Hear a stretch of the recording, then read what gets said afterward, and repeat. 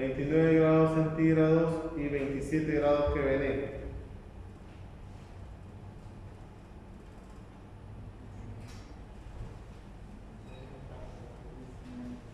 No está entre los ramos de la tabla, sin embargo, se podría hacer un aproximado. No, no se puede hacer un aproximado, hay que hacer una interpolación. Eso ven en análisis instrumental.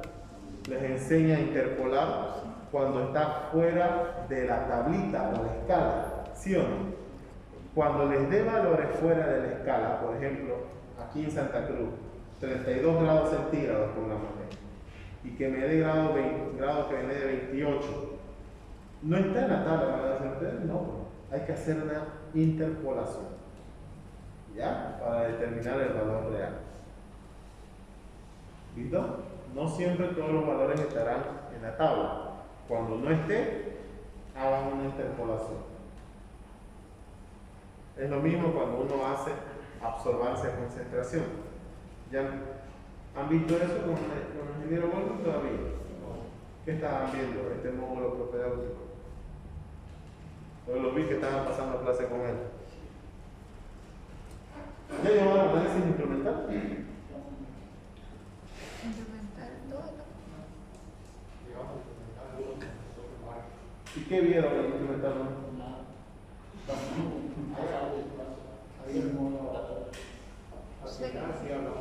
¿Pero qué tema?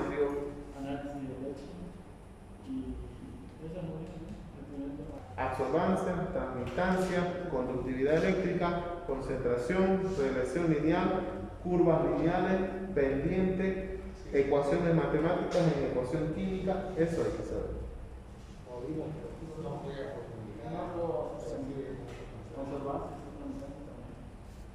Bueno, porque eso es lo que tienen que saber, ¿ya?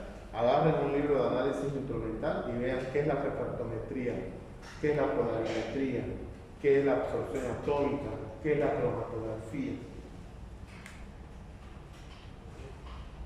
Muy bien. Entonces se entendió cómo se hace la corrección, ¿no? Bueno, veamos el tema de la densidad. La densidad me sirve para determinar si una leche ha sido adulterada con agua, pero también me sirve para determinar si una leche ha sido adulterada con sólidos, con almidones. Es importante tener claro el parámetro de la densidad que estamos viendo para el tema de leche de vaca. Si ustedes van a trabajar otro tipo de leche, hay que buscar una normativa para esa referencia, porque las leches varían en función a sus proteínas. Las leches de cabra tienen mayor contenido de proteínas que las leches de vaca. Las leches de búfalo también. ¿Ya? Entonces, eso hay que saber. Por ejemplo, yo nunca recomendaría una leche de cabra para tomar. Más la recomendaría para hacer queso, por su alto contenido proteico. ¿Ya? Yo la recomendaría así. Porque cuando ustedes toman leche fluida, ¿qué es lo que toman? Agua. Eso es lo que toman. Agua, vitaminas. Pero ¿cómo se puede aprovechar más las proteínas? O bien como leche en polvo, o bien como queso. Así se puede aprovechar. ¿Ya? Porque, por ejemplo, tampoco usted puede comer queso. Acuérdense que la leche es un alimento que no se digiere tan rápido. Por eso, cuando usted come queso y sigue comiendo queso, por ejemplo, se le va a hinchar la barriga. ¿Por qué? Porque esas proteínas son difíciles de digerir, necesitan un tiempo. Yo no veo un camba comiendo todos los días choclo con quesillo, se va a hinchar, porque esas proteínas están muy concentradas, ¿cierto? Entonces también le va a hacer daño. ¿Ok? Ahora, ¿será que va a cambiar un poco la densidad de la leche saborizada, la leche deslactosada, la leche light y la leche enriquecida? ¿Qué dicen ustedes? ¿Por qué? Correcto, siempre va a haber una variación, pero estarán dentro de ese rango. ¿Ok? No van a ser iguales, pero habrá un rango muy cercano. A eso se llama exactitud y precisión, ¿cierto? Entonces eso también hay que tomar en cuenta, ¿ya? ¿Alguna duda? ¿Consulta? La otra forma es con el pignómetro. Llenar el pignómetro, pesar el pignómetro vacío, llenarlo, medir qué volumen es y dividir la masa con el volumen. Y ya está. Han hecho, ¿no? Han ocupado. Dígale a Claudita que le preste un pignómetro a Teresa. Seguimos pasando al otro punto, que es la determinación del pH. ¿Quién me puede decir qué es el pH? Teresa, un pignómetro y un lactodensímetro. ¿Quién me puede decir qué es el pH? Y no quiero mudos, por favor.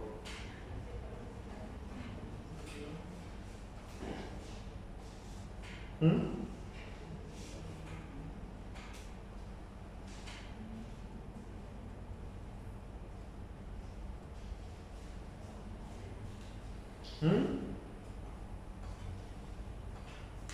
¿Qué es el pH?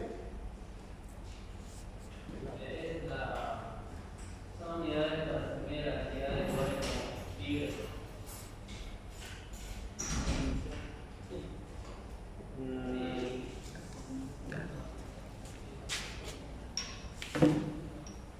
No puedo creer que nunca hayan usado un pignómetro. Esto es un pignómetro. ¿Está bien? Y este es el lactodensímetro. Si esto no hay en laboratorio, este lactodensímetro, puedo utilizar el pignómetro. Este pignómetro se pesa en vacío, se llena a reborde, a rebozo, y luego se tapa. Y esta tapita tiene como un capilar adentro, donde va a botar el exceso. Todo y lo limpia usted y lo vuelve a pesar. Y va a tener la cantidad de materia. Materia dividida entre 25 mililitros, ya tiene pues la densidad. ¿Cómo han llegado acá si no han usado nunca un pignómetro? Es esencial eso. Aquí se mide la densidad del aceite, densidad de leche, densidad de un champú, densidad. ¿Y han hecho champú? ¿Cómo han medido su densidad? ¿Han hecho leche saborizada con Mario? ¿Cómo han medido su densidad? Creo que solo medimos el pH. ¿Han seguido la receta de una abuela ustedes? Para nosotros todo es densidad, todo es pH, con instrumentos, con materiales. No es pues esto enfocar para aprender a cocinar. A ver, tienen que buscar ustedes con qué materiales van a hacer su fundamento. Porque qué tal que le pregunten cuál es la densidad de su producto. ¿Lo ven? ¿Eso va en la ficha técnica o no? Claro. Entonces cuando no haya, este pignómetro es lo que debemos usar. Alejandro me decía que es la medición de los hidrógenos libres. ¿Eso?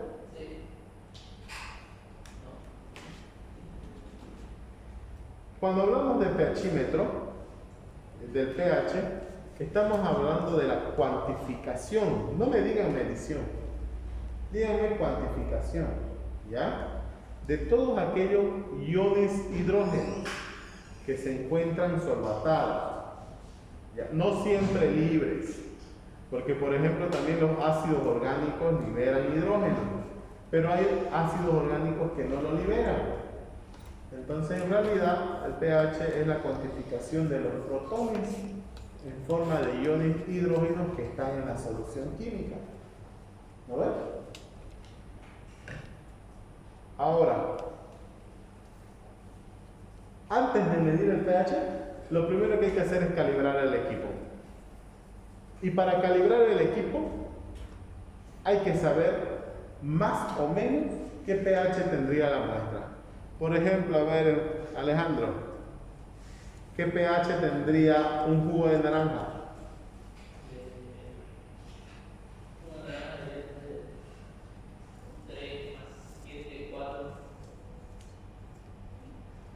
3 más 7, 4. No, 3, entre 3,7, 4,5. Un cubo de limón.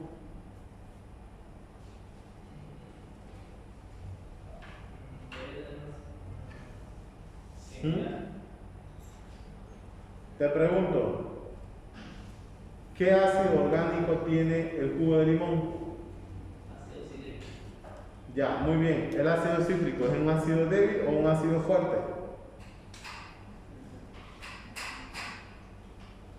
Ácido débil. Y si es un ácido débil, tiene pH superiores a 3 y menores a 6.5. Eso deben saber. Si es un ácido fuerte, hay incluso que tendrá 0, pH 0, como los fixanal, o pH 1, ¿cierto? Ya. Un jugo de naranja que tiene ácido cítrico, pH 4. Un vinagre, ácido acético, pH 4,7, ¿cierto? Entonces, hay que tener una idea de qué ácido orgánico hay en la muestra y qué posible pH tendría. La leche, ¿qué ácido tiene? Láctico. ¿Es fuerte o débil? Débil. ¿Cómo va a saber usted su rango de pH? Busque la constante de acidez. Busquen la constante de acidez, díganme. En internet, busquen en su celular. Constante de acidez del ácido láctico.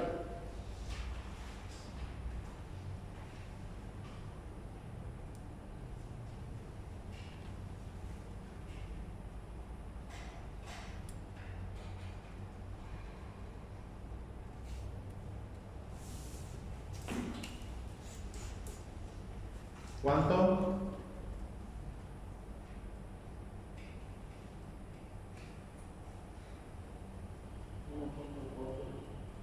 La constante de acidez, lo dudo.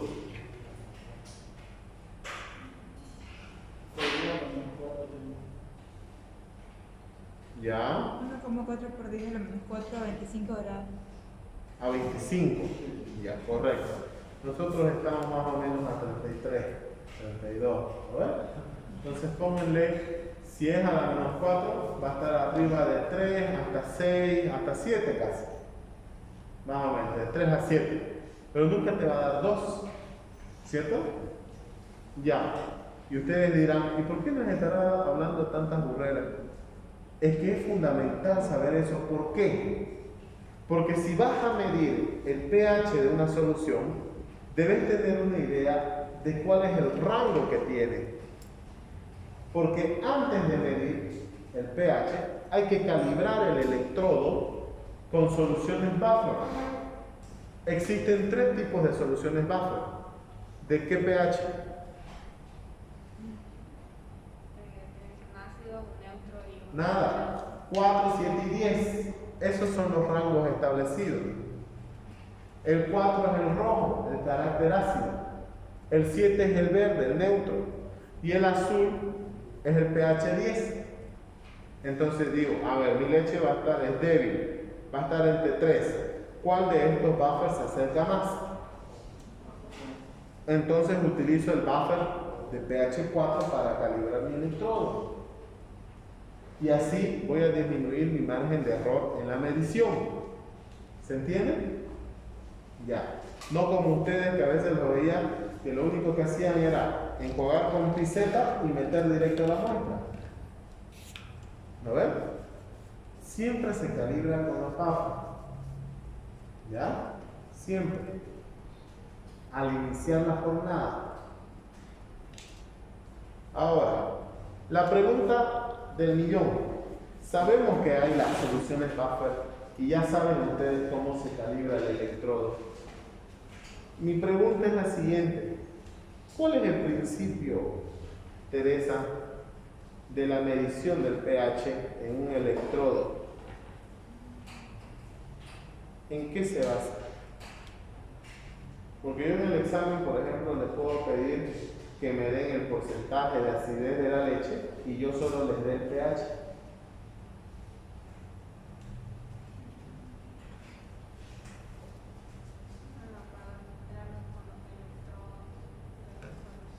¿Alguien?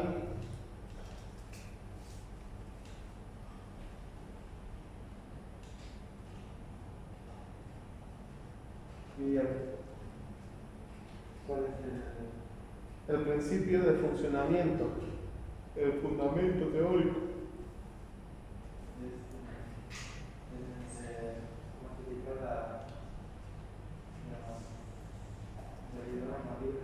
¿No hiciste vos tu cuestionario? ¿De nota? ¿En qué se basa? ¿Qué es el electrodo? ¿En dónde han escuchado la palabra electrodo? A ver, ahí Alejandro, en vez de estar con el celular, ¿dónde han escuchado la palabra electrodo? Entonces, ¿en qué se basa el funcionamiento de este pHímetro de mesa?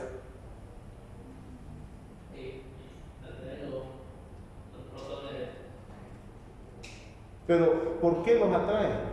O por medio de una carga negativa. ¿De dónde sale esa carga? Del electrodo. Pero, ¿cómo es que lo mide el aparato? ¿Por electroconductividad? En la ecuación de Nernst, las pilas electroquímicas, la medición del pH está basada en la ecuación de Nernst, que nos habla del potencial que existe entre esta liberación de hidrógeno que se da en la celda, la atracción de protones y electrones. Y yo les decía, la ecuación de Nernst está basada en que el potencial del electrodo va a ser igual al potencial estándar, o sea, de qué material está hecho el electrodo, menos la constante de Nernst, que vale 0,0592, sobre el número de electrones que circula en la celda eléctrica por el logaritmo del equilibrio químico, que va a ser la concentración de los productos sobre la concentración de los reactivos. En este caso, el hidrógeno que libere el ácido láctico va a ser el que determinará la mayor cantidad de pH que hay. En eso se basa. Porque ¿por qué vuelve la máquina a un pH 7 cuando está en el agua? Claro. Y el procedimiento es sencillo. Yo me imagino que sí lo han hecho alguna vez. Han agarrado, han puesto su muestra y han medido el pH directamente. ¿Cierto? Muy bien, y lo anotaron al pH. La normativa boliviana me dice que un pH normal oscila entre 6,6 y 6,8. Mi pregunta es la siguiente. Yepe, ¿qué diferencia hay entre el pH y la acidez?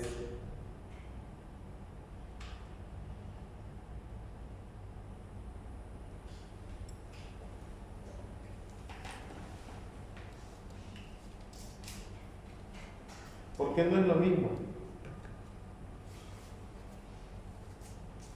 No me vayan a confundir nunca pH y acidez. No escriban, atiendan. Todo esto ya está en el grupo y las clases están siendo grabadas. Piense, participe, no escriba. Compartamos ideas. Esto es discutir. Discutir es intercambiar ideas. Quiero escuchar sus ideas y yo le voy a dar las mías y los fundamentos. ¿Alguien? No. La acidez está representada por el ácido orgánico que se encuentre en mayoría en la muestra.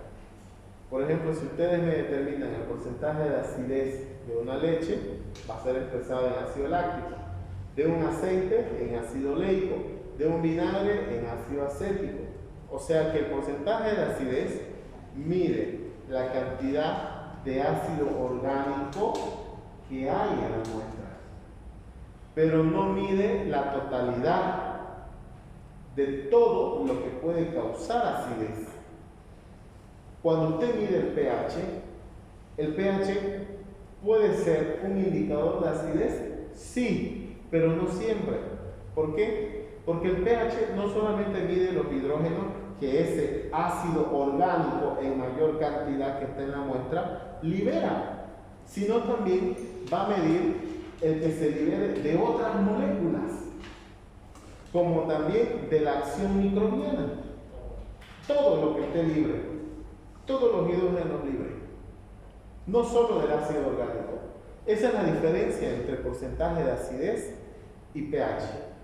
Son dos variables físico-químicas muy diferentes. El pH mide todo el hidrógeno solvatado en la muestra, mientras que el porcentaje de acidez solo cuantifica la cantidad de hidrógenos liberados por el ácido que se encuentre en mayor cantidad. ¿Quedó claro? Esas son las dos diferencias más prácticas.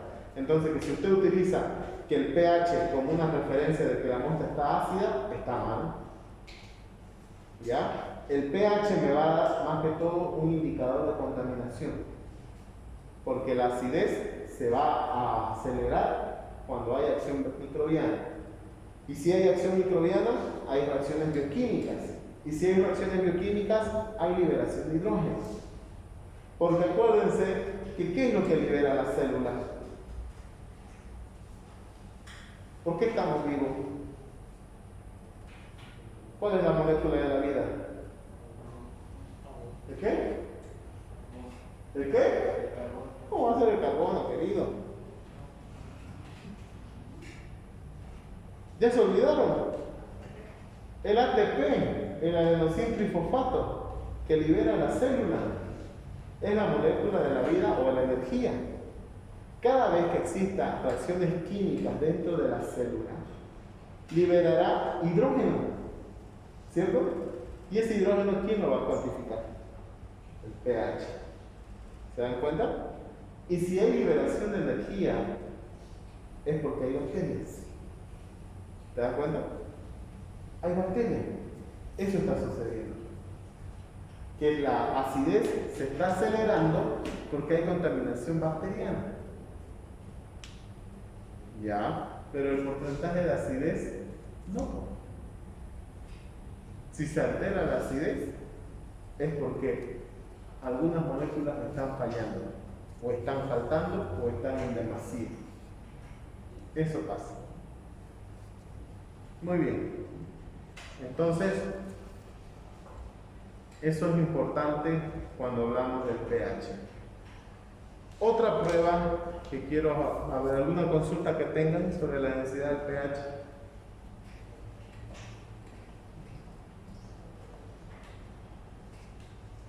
Quedó ¿Duda? claro para qué nos sirve todo ello. Quedó claro para qué nos sirve. Ya. Otro de los ensayos es la prueba de alcohol. ¿Ya? La prueba de alcohol es el nombre común que se le da, pero en realidad es una prueba de estabilidad térmica. ¿Listo? ¿En qué consiste la prueba del alcohol? Generalmente siempre se toma, cuando llega a la cisterna de la empresa, se toma la muestra de leche y es un análisis in situ, por si acaso. Igual que la densidad, igual que la temperatura, son análisis in situ. Entonces se agrega el alcohol, se agita y se lo deja en observación.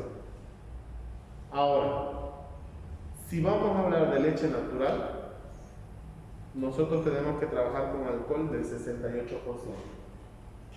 Si vamos a trabajar con alcohol de 74%, tiene que ser usado en leche pasteurizada. Y si vamos a trabajar con leche UHT, tiene que ser con alcohol del 78%. Su tarea de ustedes es investigarme por qué. ¿Ok? Eso es investigar. ¿Por qué razón? Ahora, ¿de qué me sirve esta prueba de alcohol? Algunos siempre dicen, está muy ácida. Si se coagula, es ácida. No tanto eso. Si la leche se coagula al agregar alcohol, la acidez que tiene se debe a la contaminación bacteriana. Y eso hace que la leche no resista tratamientos térmicos. Por eso esta prueba se llama prueba de estabilidad térmica. ¿No les ha pasado lo siguiente? Que cuando ustedes compraban antes leche del carrito, yo me acuerdo que sonaba la bocina de la vaquita y uno iba y encontraba el carretón, ¿no ves? Y la señora con sus barras te vendía litros. ¿Sí o no? Ya. Y vos ibas contento a poner la leche a hervir, era lo primero que te decía tu madre, ya, hay que hacer hervir la leche. Pero no, a veces te pasaba que cuando la hacías hervir, se cortaba. Se cortaba. ¿Y eso por qué era? Porque la leche no era estable térmicamente. Ese es un problema que debemos evitar en la empresa. Imagínense que nosotros estemos haciendo el acondicionamiento térmico en el tanque y se separe las fases proteínicas. Vamos a tener una leche cortada, ¿cierto? ¿Y qué vamos a hacer? ¿Cómo vamos a separar si es un calentador, no es un filtro? Va a ser un problema en la maquinaria, ¿te das cuenta? Entonces, ¿a qué se debía esa inestabilidad? A la contaminación bacteriana. ¿Por qué la contaminación bacteriana? Porque las bacterias empiezan a comer, empiezan a reproducirse y en el desarrollo de sus colonias liberan muchas enzimas y esas enzimas son las que volvían a la leche inestable. Su tarea de ustedes es investigarme por qué la leche se cortaba cuando se calentaba. ¿Ok? Ahora, la prueba de alcohol se hace para poder determinar la estabilidad térmica de una leche.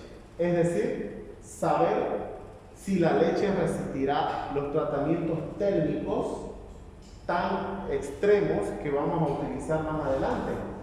Porque la leche, primero de estar fría, refrigerada, primero se calienta a unos 40 grados. Luego se lleva a unos 80, 90 como si fuese una pasteurización. Y por último se la lleva hasta 130 grados centígrados, que es el tratamiento UHT. ¿Sí o no? Entonces, hay leches que no van a resistir y se van a cortar. La prueba de alcohol me indica cualitativamente si sucederá eso o no. Porque si la leche, al agregarle el alcohol, fíjense ustedes, al agitar, se coagula, debemos definir lo siguiente. Si no se coagula, es negativo.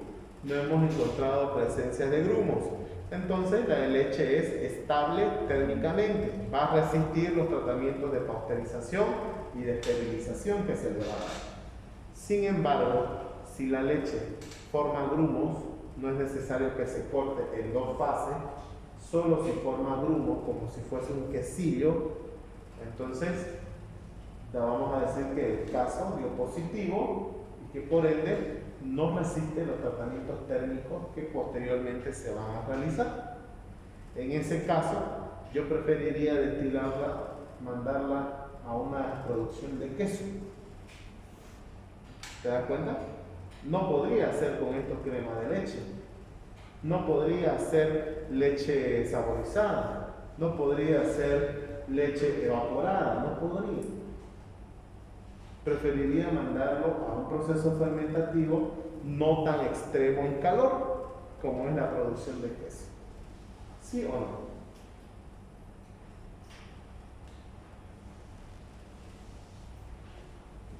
¿Dudas? ¿Consultas? Su tarea de ustedes va a ser, se lo voy a mandar en el cuadernillo de actividades, pero su tarea principal es que me determinen, uno, el fundamento de la medición del pHímetro. ¿En qué se basa la medición del pH? Por electrodos, la ecuación de Nernst y un ejercicio que me haga. Dos, ¿por qué se utilizan diferentes concentraciones de alcohol al momento de realizar la prueba de estabilidad térmica en la leche? Y tres, ¿Qué es lo que sucede bioquímicamente hablando para que la leche se corte cuando es sometida a tratamientos térmicos de calor? ¿Se entendió? Muy bien.